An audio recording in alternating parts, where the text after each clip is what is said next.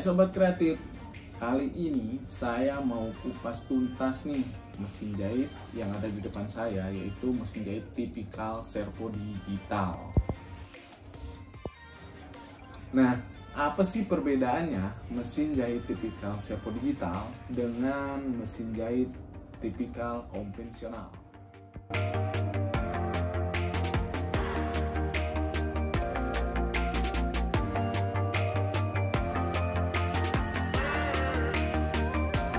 Oke, untuk bagian pertama yaitu di tampak depan. Tampak depan sangat jauh sekali ya perbedaannya dengan yang konvensional. Yang digital banyak sekali perubahannya.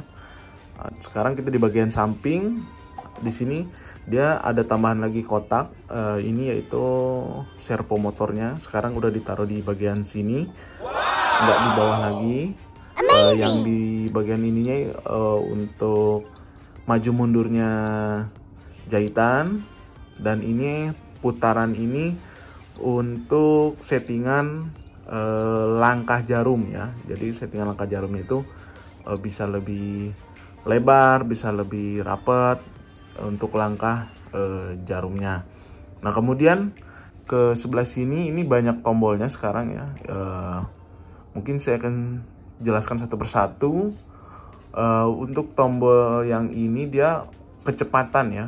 Jadi ketika diaktifkan tombol ini, kecepatan awal itu dia pelan dulu, nanti akan naik seketika kayak spontan gitu ke kecepatan maksimal yang udah disetting. Untuk di bagian atas tombol ini, nah di bagian sini ini tombol untuk settingan naik turunnya jarum. Jadi dia tuh fungsinya ketika berhenti, mesin berhenti tuh ketika kita pencet tombol untuk bagian di atas, maka dia settingannya ketika berhenti itu si jarum posisinya akan di atas terus. Tapi ketika kita setting lagi untuk ketika berhentinya di bawah jarumnya, maka ketika mesin berhenti jarum posisi akan di bawah. Dan untuk berikutnya ini tombol untuk kecepatan. Ini kecepatan power mesinnya atau kecepatan mesinnya. Nanti saya akan perlihatkan caranya. Ini saya akan jelaskan dulu. Untuk tombol yang di bawah ini dia untuk mengurangi kecepatan mesin. Bagian yang atas ini untuk menambah kecepatan mesin. Nah, di bagian sini sekarang yang menariknya itu sudah ada layar digitalnya. Dan ini lebih besar lah ya, mungkin sekitaran 1,5 inci ya kalau nggak salah, ini sekitar 1,5 inci atau lebih kayaknya nih. Nah, untuk bagian sini ini untuk settingan juga nih. Ini untuk settingan kecepatan, settingan langkah, settingan banyak sekali settingan di sini tombolnya. Dan ini untuk save ketika sudah di setting kecepatan atau mungkin settingan-settingan yang lainnya, maka di save dulu, kemudian nanti mesin akan berfungsi gitu. Kalau misalkan setelah dipencet di bagian sini atau mungkin di setting di menunya ini, nanti kalau nggak di save itu tidak akan berfungsi. Nah, di bagian ininya seperti biasa ya, ada buat tekanan benang, settingan tekanan benang. Cuman perbedaannya kalau dulu cuman satu, yang konvensional cuma di bagian sini aja. Nah, sekarang untuk yang digital ini dia udah ada tambahannya lagi, tekanannya di bagian atas. Ini untuk jalannya si benang ke sini. Ini seperti biasa. Ini di bagian bawah ada tombol untuk tombol manual untuk naikin atau nurunin si jarum ini. Jadi ketika berhenti, ketika kita pencet ini dia akan turun, dan ketika pencet ini juga sekali lagi dipencet lagi ini dia akan naik gitu. Jadi ini untuk narik benang dari bagian bawah. Kemudian di bagian sini juga dia tersembunyi ada tombol dia untuk settingan lampu ya di bagian bawah, settingan lampu di bagian bawah. Mungkin terlihat apa enggak ya? Nah, di bagian bawah ini kan ada lampu nih, ada lampu. Kita jelas apa enggak nih? Ada lampu di bagian bawah. Nah, itu dia dioperasikannya dari sebagian sini. Kemudian dari bagian atas banyak sekali perubahannya seperti ini. Nah, perubahannya itu biasanya kalau konvensional untuk spool atau ngisi benang di bagian bawah itu posisinya ada di sini. Nah, sekarang posisinya itu ada di sebelah sini. Dia jadi dari jalur-jalur untuk sini, terus ada di sini sekarang posisinya. Jadi nempel di bagian mesin bagian atasnya ya. Sudah tidak ribet lagi lah, udah lebih bagus. Untuk selebihnya ini mungkin masih sama, cuma di bagian ininya dia ada besinya.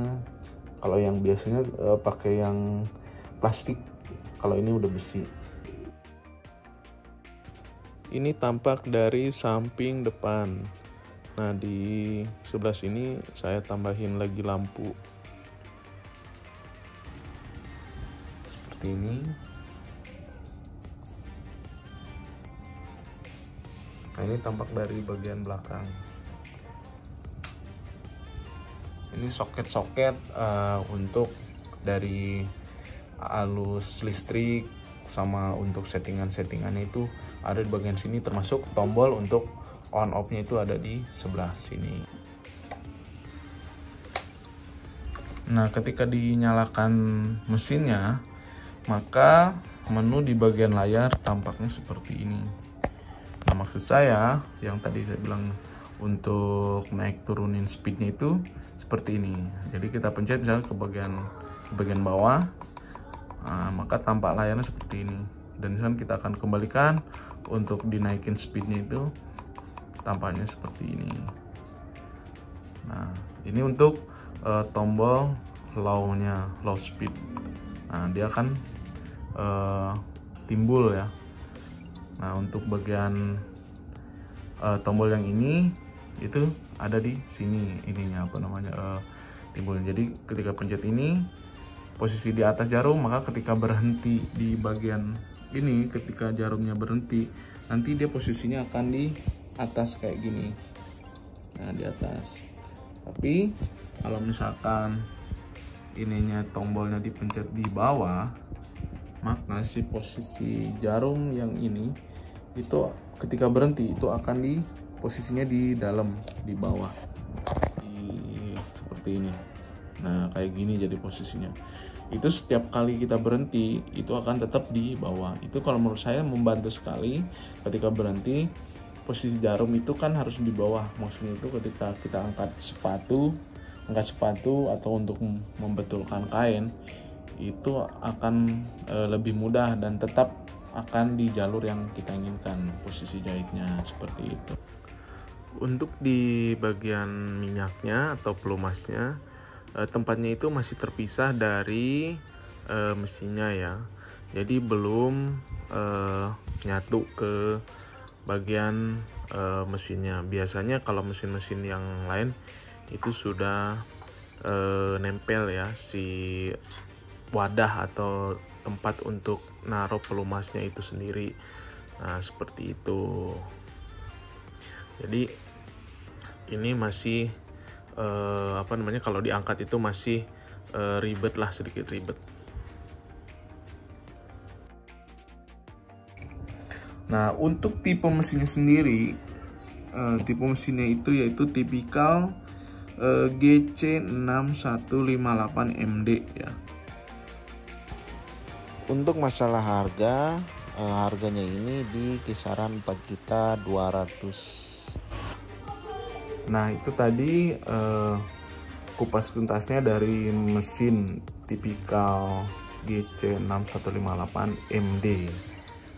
Oke, kalau misalkan ada yang masih kurang atau mungkin ada yang dipertanyakan, boleh di di komen di kolom komen yang di bawah ini, dan bisa kita diskusikan bareng-bareng. Terima kasih. Salam satu jarum.